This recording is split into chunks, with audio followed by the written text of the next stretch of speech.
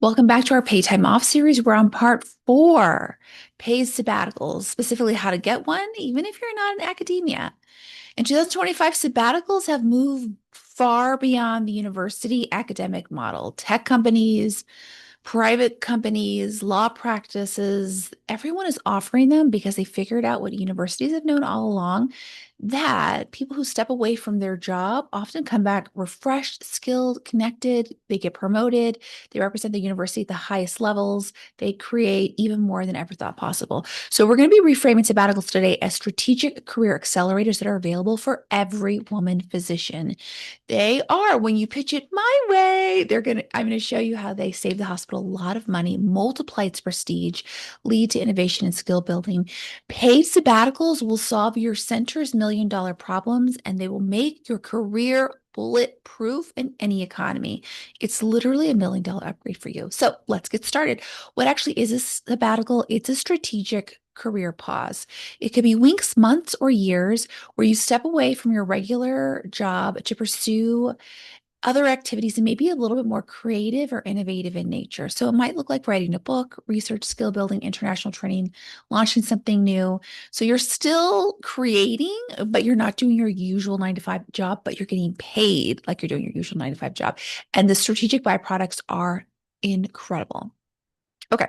How do you get a sabbatical? The negotiation strategy is what I call the onion approach. So you think about an onion, there's lots of layers to it. We always start at the center of the onion and then work outwards. So layer one is review your existing documents. Start with it's already in writing. Many of my clients, when we review their documents together, we're like, oh my gosh, look at that. I get it. A 3-month paid sabbatical every 3 years. I didn't even know that. You have to know what's in the documents and then be able to proactively use them. People, they're not automatically given to you. Once you're in a career, like you're expected to be proactive in your career. So we do that together. But if you're on your own, look at those documents, see what's already there. If you already have in a sabbatical, use it. My suggestions is begins discussions 6 to 12 months beforehand because it does take some time for it to get approved, to go through universal policies. There's paperwork they'll talk about in a moment. There's schedule considerations. If it is in your job offer, they posted we have a 3-month paid sabbatical. Ask about it at your interview. I don't know how many women physicians I meet who come into my program who are like, well, I saw it, but I never asked. And I'm 8 years into the program. No one's brought it up. If you don't ask, it doesn't exist. So we need to be proactive about our career. When you have discussions, of course, you always want to frame it in terms of institutional benefit. I'll show you how towards the end of this podcast. Layer two. So let's go to the center where there is no paid sabbatical option. The second layer is negotiating for it. It's a very simple ask. I'm going to give you 3 case studies of how we did this. Stay tuned. Layer three, let's say your center's like, no, we just do not do paid sabbaticals. You still can get a sabbatical. I want you to consider cobbling together, stacking your pay time off in a discrete time, and you could still have a paid sabbatical by putting together your pay time off in a strategic way. You can also negotiate for an unpaid sabbatical, which is generally much easier to do because all the hospital has to do is move the schedule around. To do this, you need to check your finances. Where are you? If you're in my program, you're being paid top dollar, you've had a 6-figure raise or more. I just helped someone today with $200,000 raise. You have so much money, you could take a week's, months, and years off. If you don't have that in savings, you need to be in my program so we can help you get this done. So, negotiation process, what does it look like? What are the words you're going to say? We have a 5-step process. One, what do they want?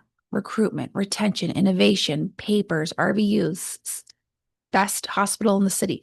Whatever is what they want, that's what you start with. 2, how you'll deliver it. You'll have your track record. You'll talk about the skills you're going to be gaining, how it will directly tie into the revenue.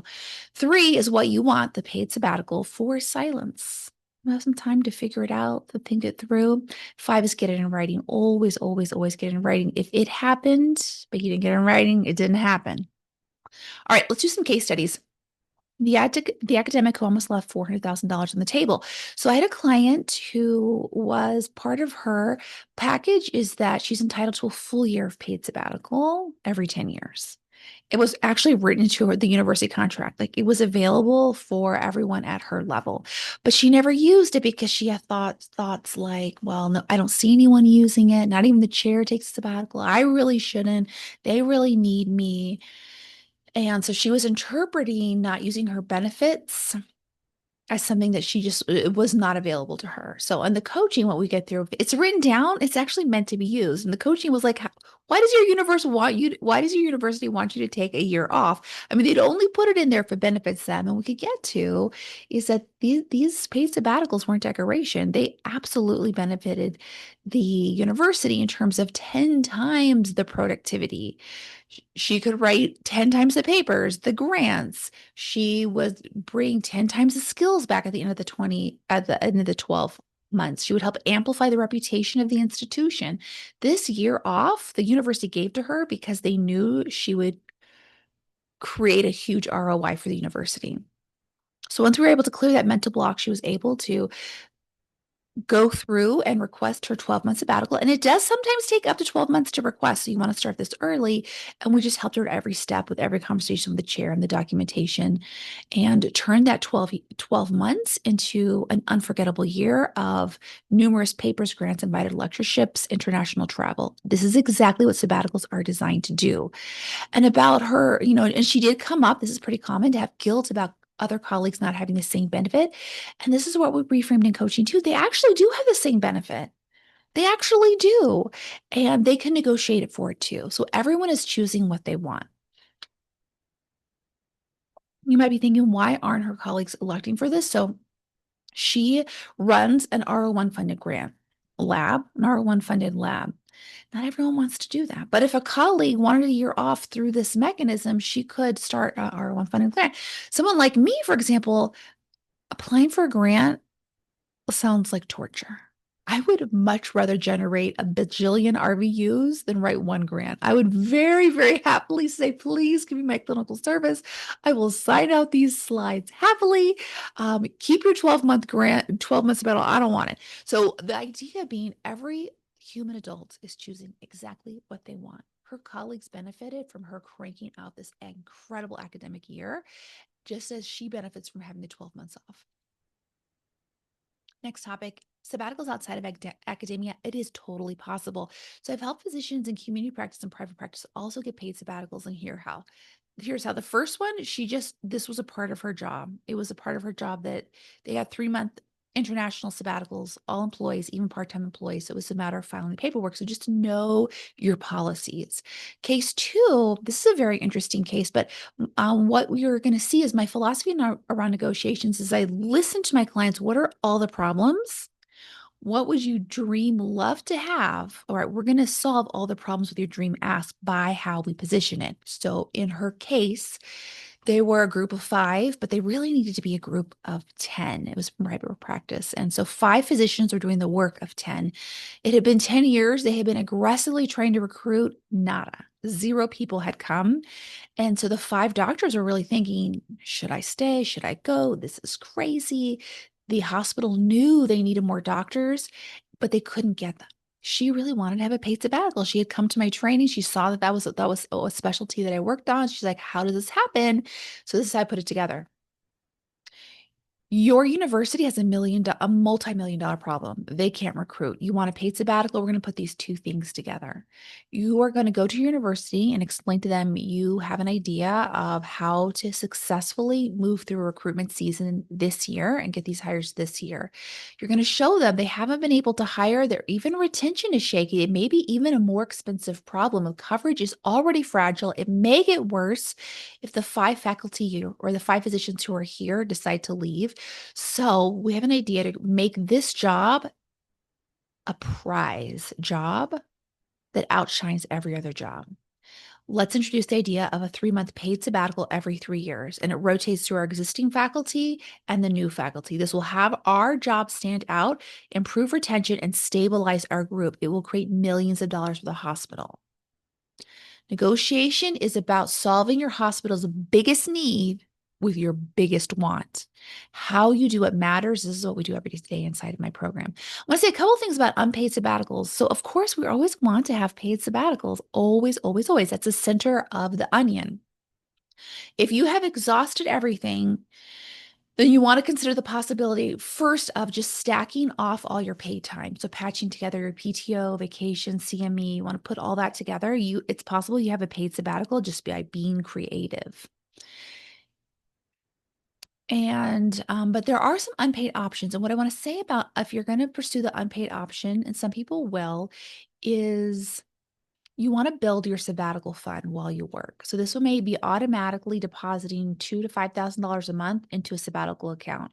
And this means that when you are at that time when you have enough money to sustain your lifestyle with an unpaid sabbatical, that's going to be a good time to be planning towards talking to your center about taking your requested unpaid time off. And listing it on your CV is going to be really important. So let's talk about that next. Never list the word sabbatical on your CV. That could actually raise red flags. Like, what exactly does that mean? Was she really on FMLA, but she's calling a sabbatical? What's going on here? It's not a good look to just list sabbatical. So instead, you're going to want your sabbatical to become proof that you're the physician who invests in continuous improvement, innovation, and strategic thinking that benefits your center. You want it to help this center and every other center who sees your CV. So I do this in my program, but I'm going to give you just 4 examples.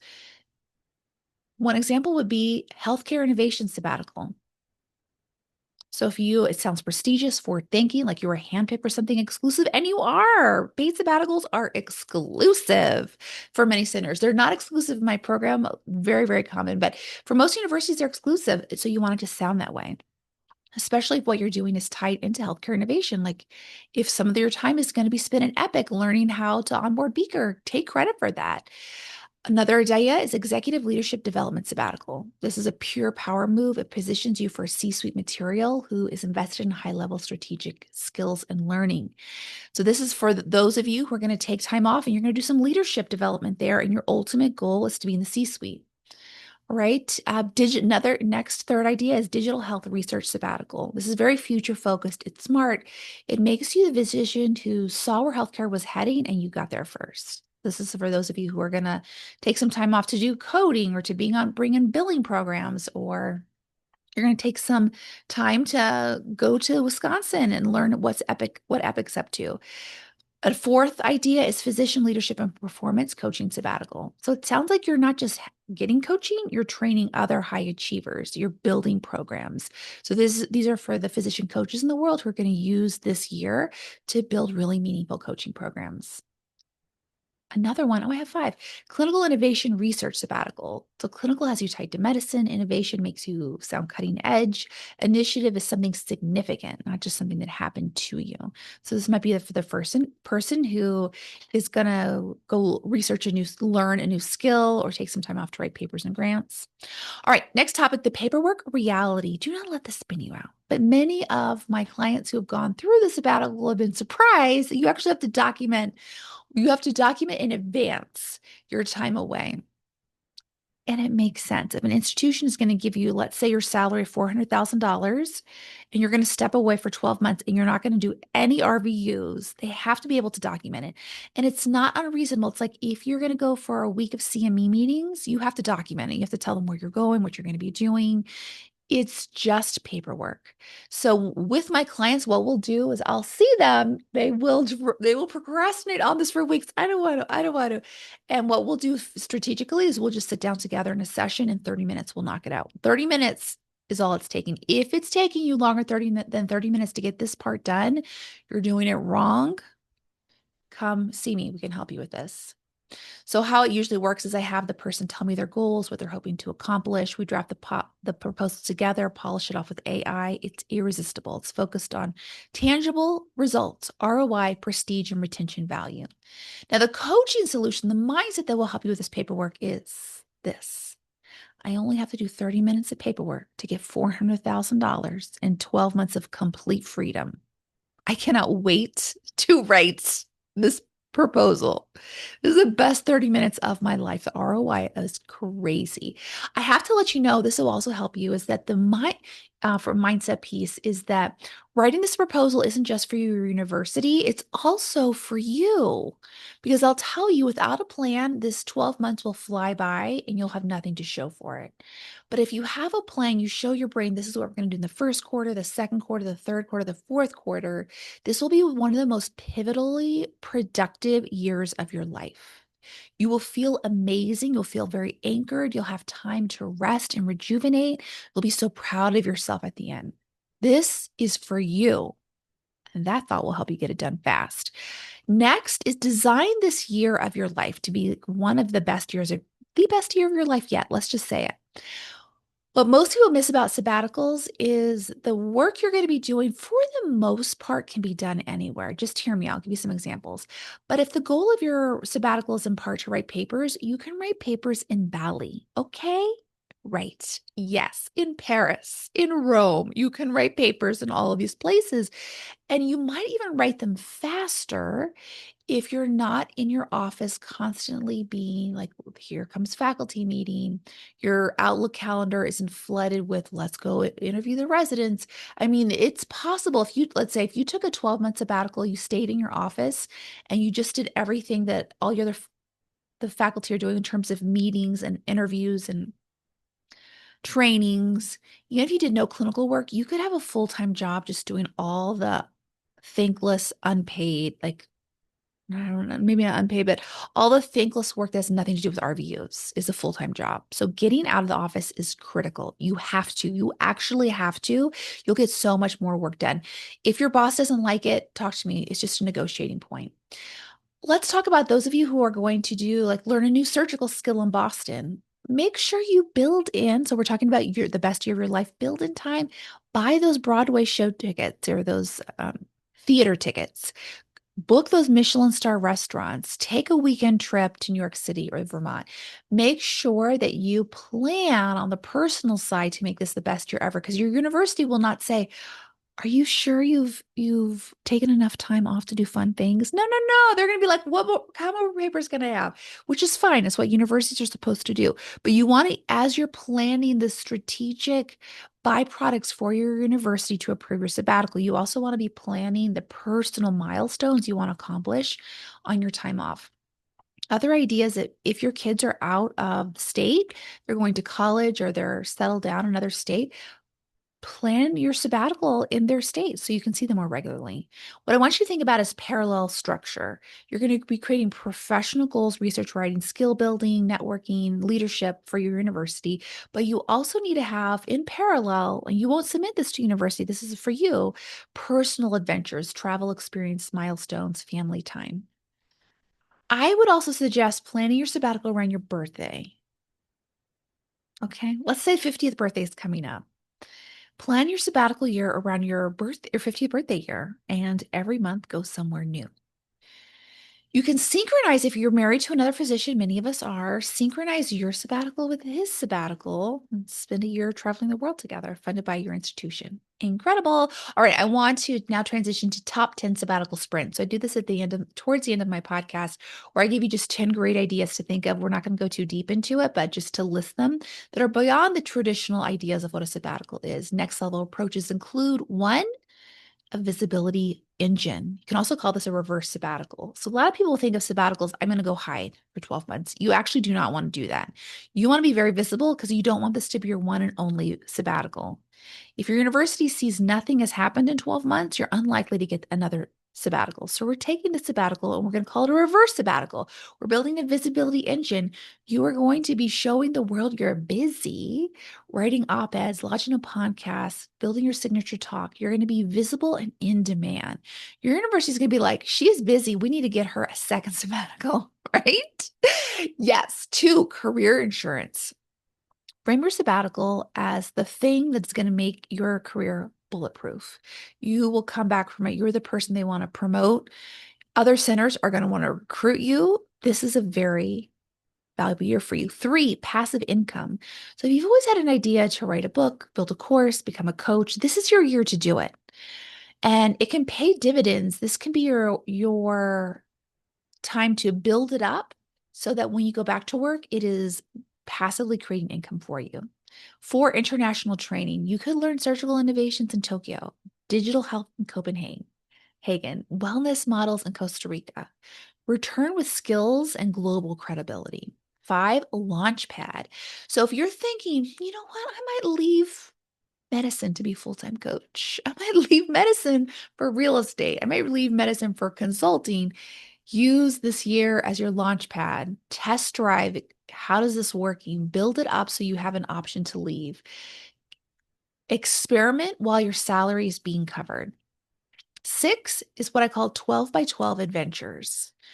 So let's say you have a 12-month sabbatical, plan an adventure every month. It might be seeing 12 different cities. It might be 12 different cuisines, 12 different core memories on the company payroll. But we want to make sure we're building not just your career, but your personal legacy as well. 7 is network power. So this is where you might want to spend time embedded at a think tank institute or NGO.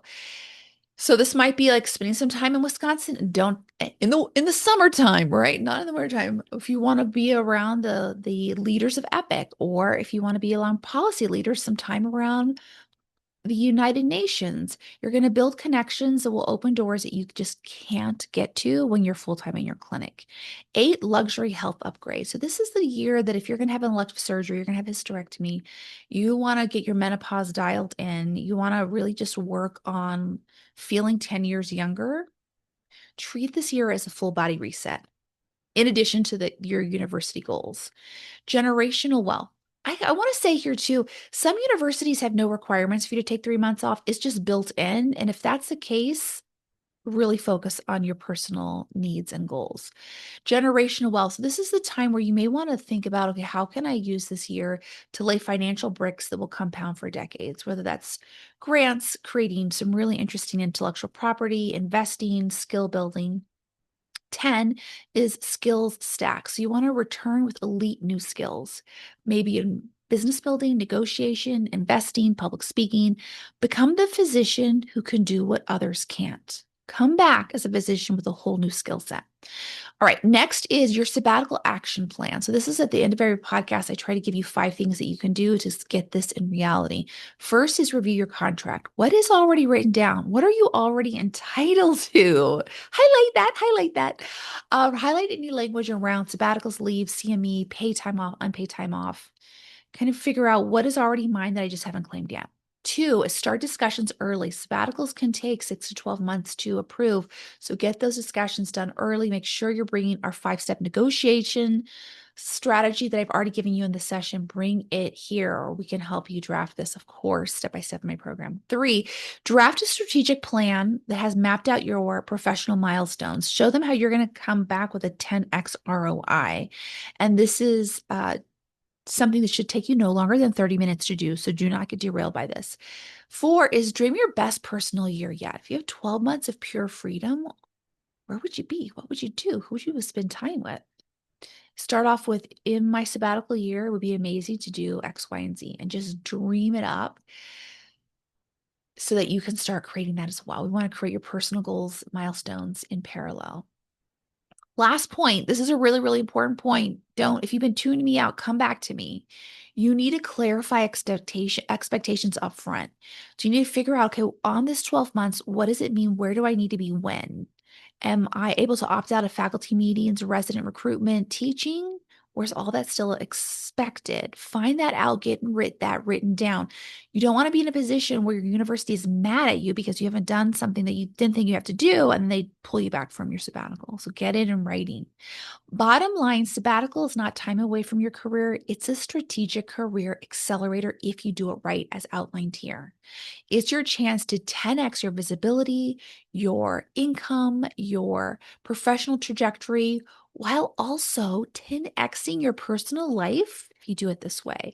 Done right, you don't come back the same. You come back with $1 million upgrade that solves your institution's $1 million problem, and they are so excited to send you on another 12-month sabbatical. Be ready to negotiate your sabbatical, whether it's already in your contract, you're creating it from scratch, or anything in between. This is actually what we do in my program. We help you craft your strategy, work with you on writing the proposal, practice your pitch, And every step, every conversation, email in between. Do not leave millions of dollars of value for you, your patients, and your center on the table. Book your sabbatical now. Book your free sales call. If you're not in my program, you can be in there this week by booking your free sales call in the show notes. See you next time.